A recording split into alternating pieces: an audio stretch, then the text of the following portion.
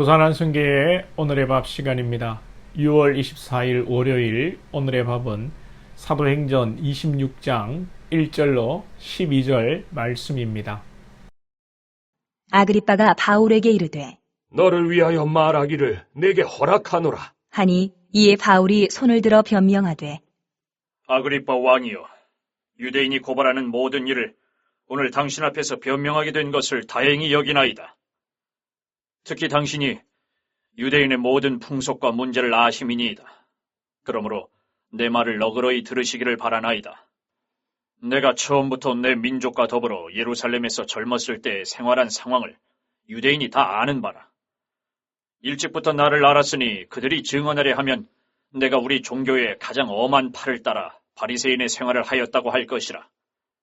이제도 여기 서서 신문 받는 것은 하나님이 우리 조상에게 약속하신 것을 바라는 까닭이니 이 약속은 우리 12지파가 밤낮으로 간절히 하나님을 받들어 섬김으로 얻기를 바라는 바인데, 아그리빠 왕이여, 이 소망으로 말미암아 내가 유대인들에게 고소를 당하는 것이니이다.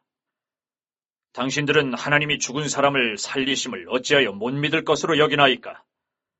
나도 나사렛 예수의 이름을 대적하여 많은 일을 행하여야 될 줄 스스로 생각하고 예루살렘에서 이런 일을 행하여 대제사장들에게서 권한을 받아가지고 많은 성도를 옥에 가두며 또 죽일 때에 내가 찬성 투표를 하였고 또 모든 회당에서 여러 번 형벌하여 강제로 모독하는 말을 하게 하고 그들에 대하여 심히 격분하여 외국 성에까지 가서 박해하였고 그 일로 대제사장들의 권한과 위임을 받고 다메섹으로 갔나이다. 네, 이제 27장부터 바울이 로마로 가게 되는데 그 중간에 오늘 본문 26장 이 내용은 이스라엘의 왕 아그리빠에게 바울이 자신이 변론하고 복음을 전하는 내용입니다. 바울에게는 계속해서 자신을 죽이려고 하는 핍박하는 자들을 만나게 됩니다. 그래서 몇 번이고 자신을 변론해야 했습니다.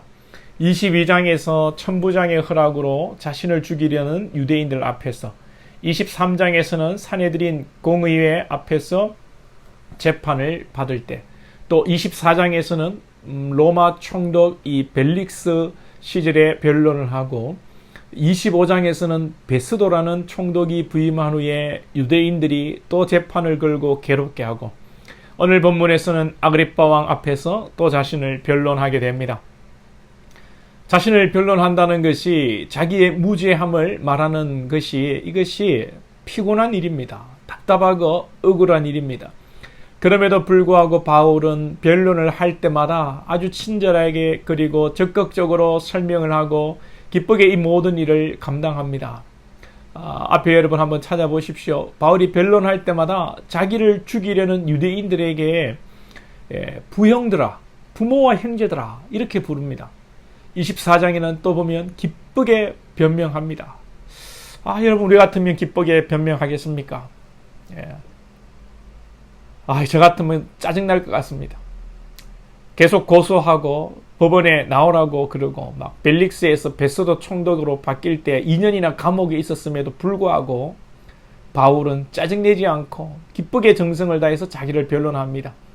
2년 감옥에 있었다고 하니까 누가 생각납니까? 요셉이 생각납니다. 요셉도 억울하게 2년 감옥에 속된 말로 2년 썩어야 했습니다. 그럼에도 요셉도 늘 기쁘게 믿음으로 사람들을 대하고 살았습니다. 왜 이들이 이렇게 하겠습니까? 요셉도 바울도 하나님의 역사와 주권을 믿는 것입니다. 아무리 어렵고 힘든 일, 억울한 일이 닥쳐도 하나님의 뜻이 계심을 믿는 것입니다. 그래서 요셉이고 모세고 다윗이고 바울이고 모진 세월을 견디는 정도가 아니라 기쁘게 그 모든 인생의 풍파를 견뎌내는 것입니다. 저와 여러분에게 이 믿음이 있기를 원합니다. 여러분들만 아니라 저에게도 이 믿음이 있기 원합니다. 정말 하나님이 살아계시고 우리를 구원하시고 나를 사랑하시고 나를 인도하신다는 믿음이 있다면 우리는 적어도 인생을 비관하거나 낙담하며 살아서 안 됩니다. 원망하고 불평해서 안 됩니다. 아니 기쁘게 살아야겠지요. 천사의 얼굴하고 살아야지요. 믿음이 있다면 얼굴이 환해야 합니다. 할렐루야. 나이가 얼마가 되면 자기 얼굴에 책임을 져야 된다 그러죠. 관상은 과학이라 그럽니다. 우리의 얼굴, 거기에서 믿음이 드러나는 겁니다, 여러분. 하나님께서는 결코 우리를 그냥 두시지 않습니다. 우리를 축복하시고 우리를 통해서 하나님의 위대한 일을 이루시기까지 우리를 지키고 보호하십니다. 위대한 일이 뭡니까? 세상의 성공이, 눈에 보이는 화려한 업적이 여러분 위대한 일입니까? 하나님의 여러분을 향한 그 일 자체가 위대하고 놀라운 것입니다. 때로는 내세울 것이 없고, 때로는 여러분 겨우 한 가정을 이루었지만 믿음의 아들, 딸 키워낸 것이 여러분 위대한 일이요. 교회에 큰 헌금을 하지 못했지만 그래도 교회를 사랑하고 청소하고 작은 봉사이지만 믿음으로 감사함으로 한 것이 하나님의 위대한 일입니다. 우리의 위대한 일이 아니라 하나님의 위대한 일입니다. 하나님의 은혜가 아니면 어떻게 그것을 하겠습니까? 바울은 지금 고소를 계속 당하고 매를 때로는 맞는 상황이, 어려운 상황이 있습니다. 그럼에도 바울은 하나님께서 자신을 통해서 행하시는 일이 복된 일인 줄 믿고 늘 감사하고 천사의 얼굴로 변론하고 사람들을 대하며 복음을 전했다는 것입니다. 여러분의 삶을 남들과 비교하며 세속주의로 살지 마시기 바랍니다. 기독교가 문제가 많아요. 부자가 되어야 하고 출세해야 되고 병이 나야 되고 1등해야 되고 이것이 하나님의 축복이고 하나님의 일인 줄 압니다. 그러면서 그러한 것들을 축복이라고 간증하고 아멘하고 다들 그렇게 살고 싶어 합니다. 세상의 종교와 다를 바가 없어요. 위대한 일은 내 뜻대로 하나님이 이루시는 것이 아니라 하나님의 뜻대로 우리가 하나님의 사명, 우리에게 주신 사명대로 살아가는 것인 줄 믿습니다. 하나님의 뜻이면 다윗과 같은 왕으로 살 수 있지요. 하나님의 뜻이라면 바울같이 스데반같이 고난의 길, 순교의 길을 갈 수도 있지요.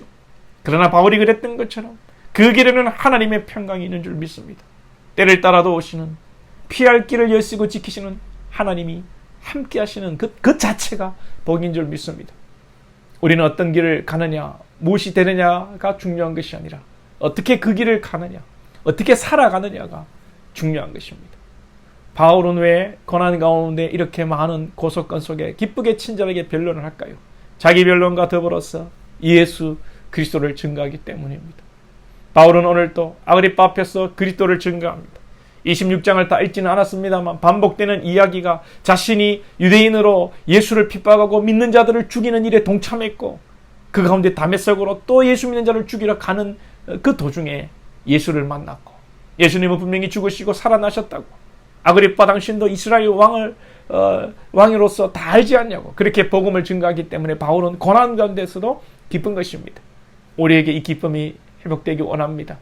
우리의 기쁨은 내가 구원받은 백성이고 또 나를 통해 그 누군가가 예수를 믿고 구원받는 기쁨이 있어야 됩니다. 아니요. 비록 눈에 보이는 열매가 없다 할지라도 우리가 복음을 전하는 것 자체가 귀하고 복된 것입니다. 우리는 증거하는 것만으로 족한 것입니다. 생명은 예수님에게 있고 자라는 것도 하나님이 하시는 것이지 우리는 그저 여러분 복음을 전하고 복음의 씨앗을 뿌리는 것입니다. 믿고 안 믿고는 우리의 일이 아닙니다. 그래서 우리는 믿든지 안 믿든지 복음을 전해야 하는 것이고 오늘 우리의 삶이 전도자가 되어야 되고 천사의 삶을 가야 되는 것이죠. 복음을 전하시고 다투고 분쟁 일으키는 자가 아니라 그리스도 안에서 화평케 하는 여러분 될 수 있기를 축복합니다. 기도드리겠습니다. 하나님 아버지 우리 선한 것들을 붙들어 주시고 오늘도 예수 안에서 그리스도의 죽으시고 부활하심을 증거하는 가운데 우리 가운데 늘 기쁘고 감사함이 있게 하여 주시고 늘 또 화평케 하는 주의 도구로 쓰임받는 복된 권속들 되게 하시고 한 주간의 삶이 주 안에서 복음을 드러내는 그리스도인의 삶이 되게 하여 주옵소서. 예수님의 이름으로 기도하옵나이다. 아멘.